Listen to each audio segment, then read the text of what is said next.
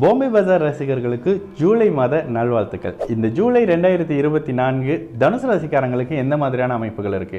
6 8ஆம் பாவகம் ஒரு மாதிரியான சுப வலிமை பெற்றிருக்கு. 6ஆம் அதிபதி 8ல் அமைஞ்சிருக்காரு. இது ஒரு மாதிரி 8ல் அமர்ந்திருக்காரு. 6ஆம் அதிபதி 8ல் அமர்ந்திருக்காரு. இது ஒரு மாதிரியான விபரீத ராஜயோக அமைப்பு அப்படின்னாலும் கூட இந்த இடத்துல ஒரு மாதிரியான இடமாற்றம் அப்படின்ற மாதிரியான சில அமைப்புகள் இருக்குங்க.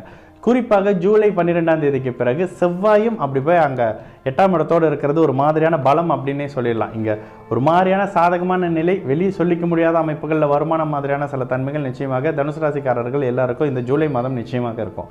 வெளிநாடு சம்பந்தப்பட்ட தொழில் வாய்ப்புகள் இந்த மாதத்தில் கிடைக்குங்க. ரொம்ப நாளாக எதிர்பார்த்துக்கிட்டு இருக்கேன். நீங்களும் சொல்கிறீங்க வெளிநாடு எப்பெல்லாம் ஜாதகம் 8-12 அமைப்புகளோடு சுபத்தன்மை வருகிறதோ அந்த அமைப்புகளில் பிறந்த இடத்துலேருந்து தள்ளி போய் வருமானம் தரக்கூடிய ஒரு அமைப்பு நிச்சயமாக இருக்கும். வெளிநாட்டுக்கு போகிறதுக்கு ஃபேமிலி நாள் உடலைங்க, மனைவி உடலைங்க, அம்மா உடலைங்க, அப்பா உடலைங்கன்னு நினைக்கக்கூடிய சகல தனுசு ராசிக்காரங்களுக்கும் வயதிற்கேற்ப வெளிநாட்டுக்கு போய் பொருள் ஈட்டக்கூடிய ஒரு மாதமாகவே இந்த ஜூலை 2024 இருக்கும்.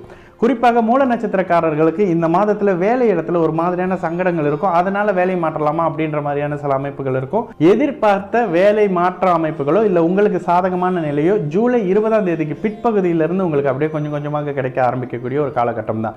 ஆசிரியர், வங்கித்துறையில் இருக்கக்கூடியவர்களுக்கும், தங்கம் மாதிரியான துறைகளில் இருக்கிறவங்களுக்கும், ஆன்மீகம் ரிலேட்டடான அமைப்புகளில் இருக்கிறவங்களுக்கும் இந்த மாதம் ஒரு மாதிரியான சாதகமான நிலை. குறிப்பாக ஆன்மீகத்தில் நான் டிராவல்ஸ் பண்ணுறேங்க, இங்கே கூட்டிகிட்டு போகிறாங்க, அங்கே கூட்டிகிட்டு போகிறாங்க அப்படின்னு சொல்லக்கூடிய தனுசு ராசிக்காரங்களுக்கு ஆன்மீகம் சம்பந்தப்பட்ட யாத்திரை அமைப்புகளில் இந்த மாதத்தில் ஒரு மாதிரியான லாப அமைப்பு இருக்கும். ராசிநாதனே இங்கே ஆன்மீகத்துக்குரியவர் அப்படின்றதுனால ஆன்மீகம் ரிலேட்டடான பூஜை பொருள் விற்கிறேன், ஆன்மீக டிராவல்ஸ் போகிறேன் அப்படின்ற மாதிரியான சகல விஷயங்களும் லாபமாக இருக்கக்கூடிய ஒரு காலகட்டம். அப்போ நெகட்டிவான விஷயமே இல்லையா? கண்டிப்பாக இருக்குது.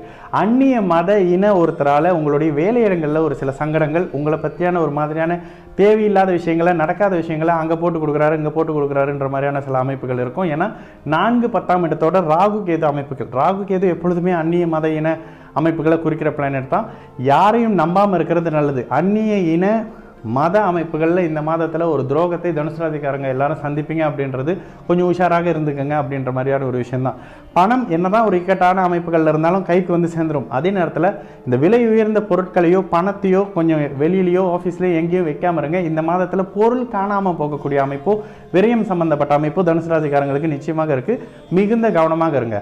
சகோதர மேன்மை இந்த மாதத்தில் இருக்குது. எல்லா 12 ராசிக்குமே சகோதர மேன்மை இந்த அமைப்பில் இருக்குது. எந்த மாதிரியான ஒரு இக்கட்டான நிலையில் மாட்டிட்டு இருந்தாலும் லாஸ்ட் மினிட்ல அண்ணனோ தம்பியோ வந்து உங்களுக்கு கை கொடுக்கக்கூடிய ஒரு நிலையோ, இல்லை நீங்கள் உங்களுடைய அண்ணனுக்கோ தம்பிக்கோ போய் உதவி செஞ்சு பரவாயில்ல, சண்டை தான் சச்சரவு தான், என்ன பண்ணுறது, தம்பி மாட்டிக்கிட்டாரு, அண்ணன் மாட்டிக்கிட்டாரு அப்படின்னு சொல்லிட்டு நீங்கள் போய் கை கொடுத்து தூக்கி விடக்கூடிய ஒரு அமைப்பு இருக்கக்கூடிய ஒரு விஷயம். அதே நேரத்தில் மிக முக்கியமாக எதிர்பாராத தன லாபத்தின் வழியே அப்படி கொஞ்சம் லைஃப் செட்டில் ஆகிற மாதிரியான ஒரு மிகப்பெரிய பணம் இருக்கும் மாத பிற்பகுதியிலிருந்து.